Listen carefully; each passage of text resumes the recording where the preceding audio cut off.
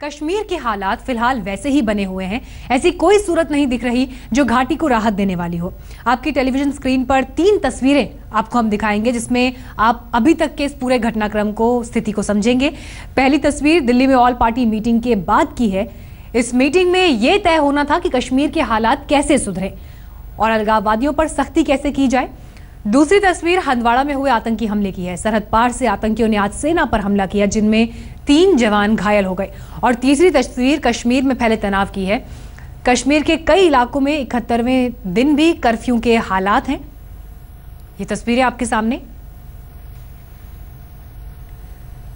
अभी भी अशांत है कश्मीर। घाटी में कर्फ्यू का कोहरा पूरी तरह छटा नहीं, लेकिन दिल्ली में कश्मीर समस्या के समाधान के लिए फिर से सभी दलों ने एक साथ बैठक की। बातचीत में सभी दलों ने गंभीर चिंता जताई और समझौता बना कि कश्मीर की सुरक्षा और देश की संप्रभुता से कोई समझौता नहीं होगा।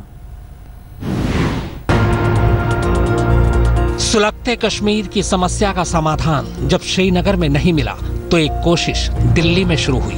संसद भवन में सभी दल एक बार फिर से साथ जुटे और सर्वदलीय बैठक में जन्नत में जिंदगी को फिर से पटरी पर लाने पर बात हुई। कश्मीर पर ऑल पार्टी मीटिंग खत्म होने के बाद जो बातें निकलकर सामने आई हैं वो बता रही हैं कि कश्मीर में शांति बहाली सरकार का सर्वोपरि लक्ष्य है और समाधान के नाम पर सुरक्षा से समझौता नहीं होगा। बैठक में सरकार ने साफ किया कि सुरक्षा में कोई कमी नहीं रखी जाएगी और राष्ट्रीय संप्रभुता से कोई समझौता नहीं होगा। जम्मू कश्मीर के लोगों से हिंसा का रास्ता छोड़ने की अपील की गई। मीटिंग में यह भी तय हुआ कि राज्य के सभी पक्षों से बातचीत का विकल्प खुला रहेगा। इसके अलावा पाकिस्तान को बेनकाब करने पर तमाम दलों में सहमति बनी।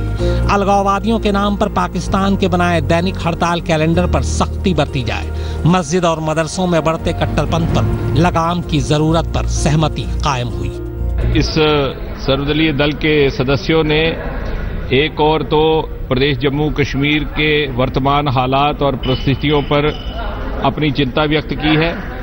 साथ ही साथ सदस्यों का ये भी मानना है और मत है कि किसी भी सभ्य समाज में हिंसा के लिए कोई जगह नहीं, कोई स्थान नहीं।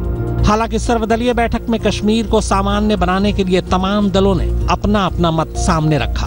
एक पक्ष ये भी आया कि राज्य में शांति बहाली के मामले में महबूबा सरकार फेल रही।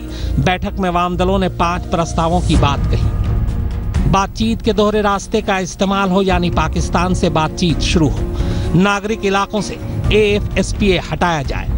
घाटी में पैलेट गन का इस्तेमाल बंद हो। राज्य में रोजगार पैदा किए जाएं और राज्य में उत्पीड़न के मामलों की न्यायिक जांच की जाए। एचुरी फॉर्मूला जैसा मतलब कह रहे हैं कि ये एक डबल ट्रैक, ड्यूअल ट्रैक पे चलने की जरूरत है। एक तरफ से कम 5 कॉन्फिडेंस बिल्डिंग मेजर्स अनाउंस करिए फौरन। एक पैलेट गन्स को बंद करना। दूसरा, आप जिसको घायल हुए हैं उन लोगों के सबकी रिहैबिलिटेशन और उनका मेडिकल ट्रीटमेंट वगैरह उसकी आश्वासन। तीसरा, जो भी सिक्योरिटी फोर्सेस की तरफ से अगर जो इल्जाम लगाए जा रहे हैं कि एक्सेसेस हुए हैं उसको सही ढंग से इन्वेस्टिगेट करिए जुडिशली। इससे पहले कश्मीर का हल निकालने के लिए बीजेपी सहित 8 दलों के नेता श्रीनगर और जम्मू कश्मीर का दौरा कर चुके हैं। वहां हुर्रियत के अलगाववादी नेताओं से बेरुखी का सामना हुआ।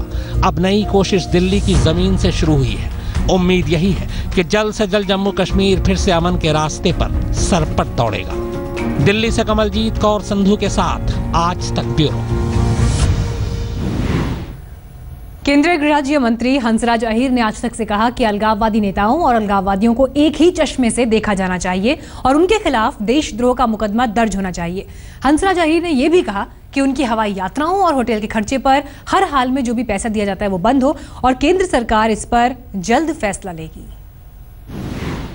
अलगाववादी संगठनों के रुख को देखते हुए सरकार उनके साथ नरमी बरतने को तैयार नहीं है, सख्ती करने की तैयारी है। बात करने के लिए हमारे साथ मौजूद हैं गृह राज्य मंत्री हंसराज अहीर जी।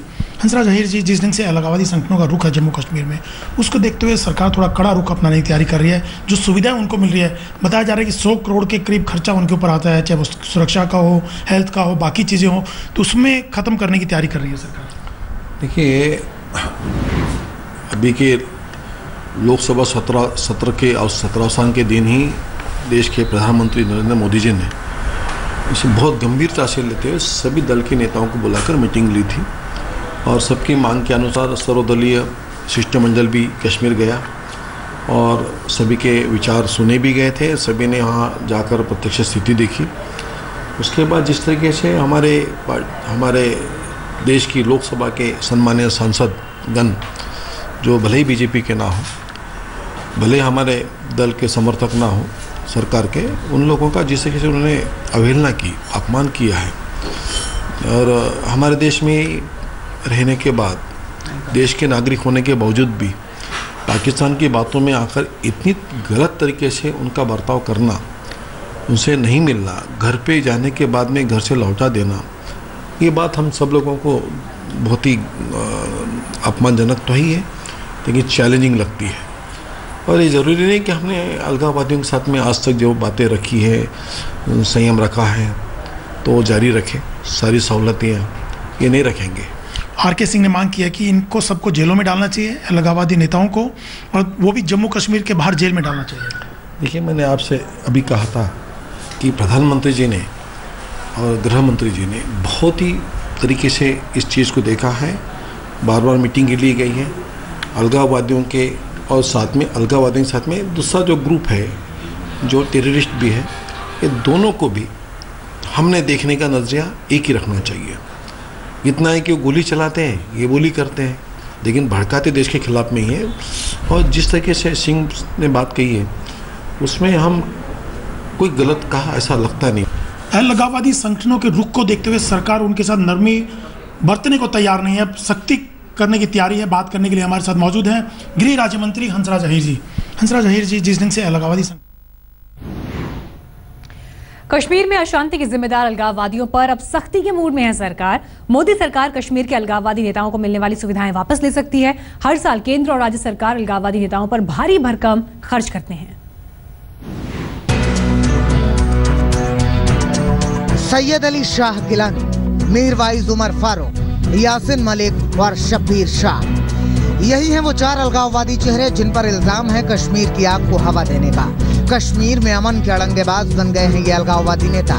यही वजह है कि इन अलगाववादी नेताओं का खर्चा पानी बंद होने की बातें शुरू हो गई। लेकिन हुक्का पानी बंद हो इसके पहले ही हुर्रियत नेता अब्दुल गनी भट्ट ने सरकार को चुनौती देकर पूछ लिया कि अलगाववादियों की सुख सुविधाओं पर सरकार ने कब, कितना और कहां खर्च किया।